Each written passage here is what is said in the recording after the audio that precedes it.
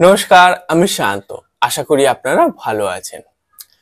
আজকের এই ভিডিওতে আমি আপনাদের সঙ্গে আলোচনা করব সবার পরিচিত আগাছানাশক রাউন্ডাপ বা মিরা 71, যার কেমিক্যাল কম্পোজিশন হলো গ্লাইফোসেট বা অ্যামোনিয়াম সল্ট অফ গ্লাইকোসেট।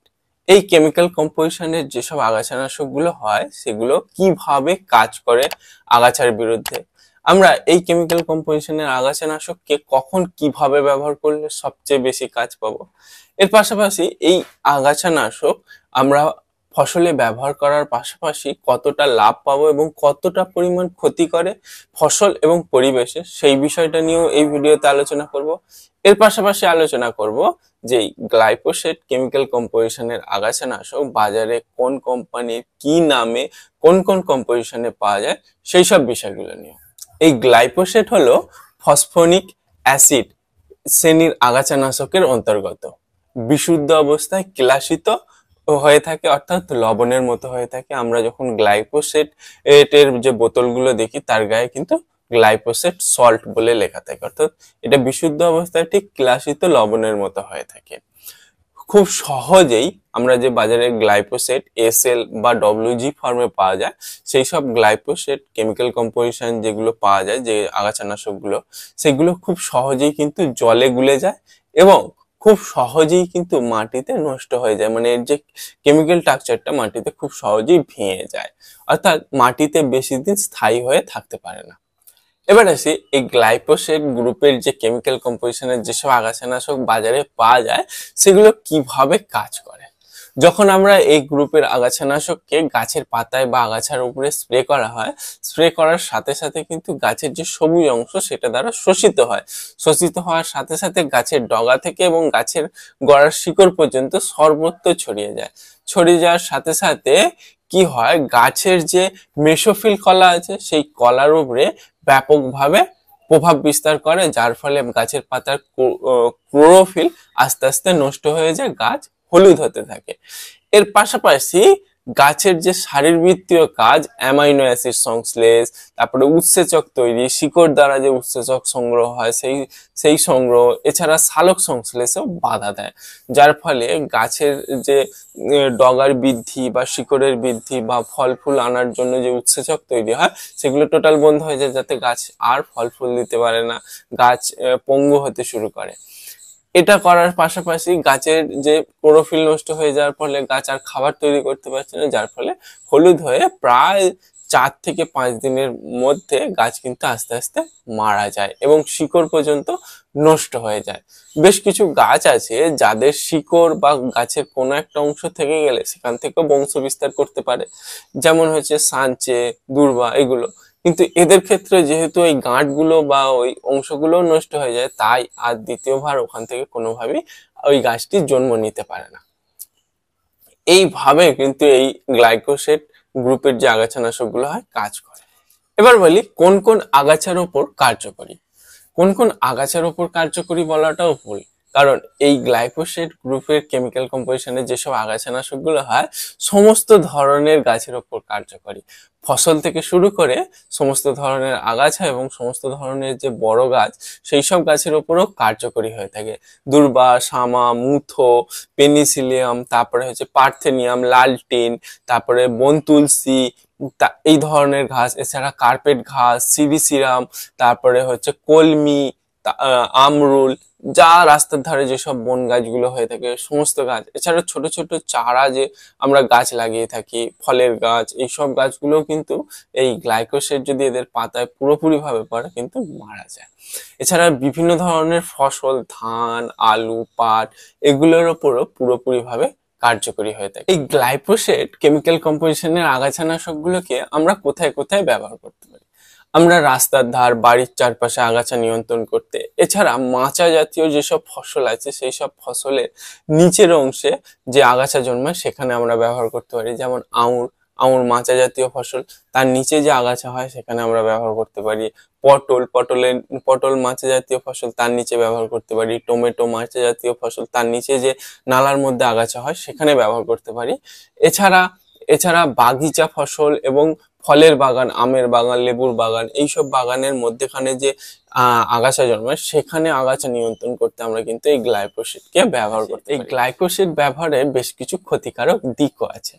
এই গ্লাইফোসেট গ্রুপের যে কেমিক্যাল কম্পোজিশনে যেসব আগাছানাশকগুলো আমরা অনেক সময় মাচা জাতীয় ফসল বা বিভিন্ন বাগান জাতীয় ফসলের মধ্যেখানে স্প্রে করে আগাছাগুলোকে নিয়ন্ত্রণ করি, কিন্তু স্প্রে করার সাথে সাথে আমরা যতই সাবধানতা অবলম্বন করি না কেন, যদি ওই বাগানে বা ধরুন আমরা পটলের মাচার তলায় স্প্রে করছি আগাছা নিয়ন্ত্রণ করার জন্য, কোনোভাবে যদি অল্প একটু ওই পটল গাছের পাতায় পড়ে বা কোনো স্প্রে করা হয়তো 1 ঘন্টা পর বৃষ্টি হয়ে গেল, যার ফলে মাটিতে মিশে গেল এবং শিকড় দ্বারা শোষিত হয়ে গাছ নিল ওই পটল গাছ, তখন ওই গাছের মানে বারবারন্ত যে দশা সেটা একটা প্রাদুর্ভাব পড়বে। এছাড়া যেহেতু গ্লাইফোসেট উদ্ভিদের শারীরবৃত্তীয় কাজে বাধা দেয়, যেমন অ্যামাইনো অ্যাসিড সংশ্লেষ, উৎসেচক তৈরি এবং সালোক সংশ্লেষ, এই অ্যামাইনো অ্যাসিড যদি তৈরি না হয় তাহলে গাছে ফুল থেকে ফলে পরিণত হবে না। উৎসেচক তৈরি না হলে গাছে পরাগ মিলনের পর যে ফার্টিলাইজ হয় সেটা ঠিকভাবে হবে না, যার ফলে গাছের ফুল আসলো ফলে পরিণত হবে না, আস্তে আস্তে খসে পড়ে যাবে ফুল। তো এছাড়াও গাছে ফুল আসার পরিমাণ কমে যাবে যেহেতু অ্যামাইনো অ্যাসিড তৈরি হবে না। তো এই ধরনের সমস্যাগুলো আস্তে আস্তে দেখা যায়। এছাড়াও ওই গাছের যদি আমরা বীজ রাখি, সেই বীজকে পরবর্তীকালে যখন আমরা ব্যবহার করব তার যে ক্ষমতা সেটা কিন্তু অনেকটাই কম হবে তুলনামূলকভাবে। তাই এই গ্লাইফোসেট ব্যবহার করার আগে বিশেষ সতর্কতা অবলম্বন করা দরকার। এই গ্লাইফোসেট গ্রুপের আগাছানাশক এইসব মাচা ফসলের ক্ষেত্রে বছরে 1 থেকে 2 বার ব্যবহার করাটাই সেফ। তার চেয়ে বেশি ব্যবহার করলে ওই গাছের ক্ষমতা কমে যাবে এবং পরবর্তীকালে বিভিন্ন ধরনের রোগের প্রাদুর্ভাব আমরা লক্ষ্য করতে পারি। আরেকটা বিষয় বলে রাখি, যারা এই বর্ষার শুরুর দিকে জমিতে প্রচুর আগাছা থাকার জন্য গ্লাইফোসেট জমিতে আগাছা নিয়ন্ত্রণ করার জন্য ব্যবহার করে থাকেন, বিশেষ করে মুথো ঘাস এবং সাঞ্চে ঘাস এবং বিভিন্ন ধরনের শামা ঘাসগুলোকে মারার জন্য এবং জমি থেকে পরিষ্কার করার জন্য, তাদের ক্ষেত্রে বলবো আপনারা এই গ্লাইফোসেট ব্যবহার করার কমপক্ষে 15 থেকে 20 দিন পরেই ওই জমিতে চাষ দিয়ে ধান রোপণ করবেন। তার আগে যদি করে থাকেন ধান রোপণ, তাহলে কিন্তু ওই ধান গাছকে পরিপুক্ত এবং পারফেক্ট ধান গাছে পরিণত করতে কিন্তু ব্যাপক পরিমাণে আপনাদের সার প্রয়োগ করতে হবে। এবার বলি, এই গ্লাইফোসেট বাজারে প্রায় বিভিন্ন নথিভুক্ত পার্সেন্টেজ ফর্মুলাতে পাওয়া যায়, তবে বাজারে সচরাচর সর্বত্র যেটা পাওয়া যায় সেটা হলো 2টো নথিভুক্ত পার্সেন্টেজ ফর্মুলাতে পাওয়া যায়। একটা হলো গ্লাইকোসেট 41% এস.ল ফর্মুলেশনে, যেটা বাজারে রাউন্ডাপ নামে সব জায়গায় প্রচলিত। এই রাউন্ডাপকে আপনারা সাধারণত 150 থেকে 200 ml প্রতি ব্যারেলে মিশিয়ে আপনারা স্প্রে করতে পারেন। আরেকটা পাওয়া যায় হচ্ছে অ্যামোনিয়াম সল্ট অফ গ্লাইকোসেট, যাতে 71% গ্লাইকোসেট থাকে। এটা WG বা SW ফর্মে পাওয়া যায়। এটা সাধারণত বাজারে মিরা 71 নামে সচরাচর পরিচিত।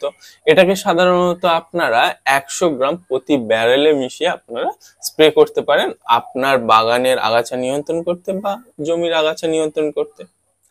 এবার বলি, সবচেয়ে গুরুত্বপূর্ণ বিষয় হলো গ্লাইফোসেটের ব্যবহার।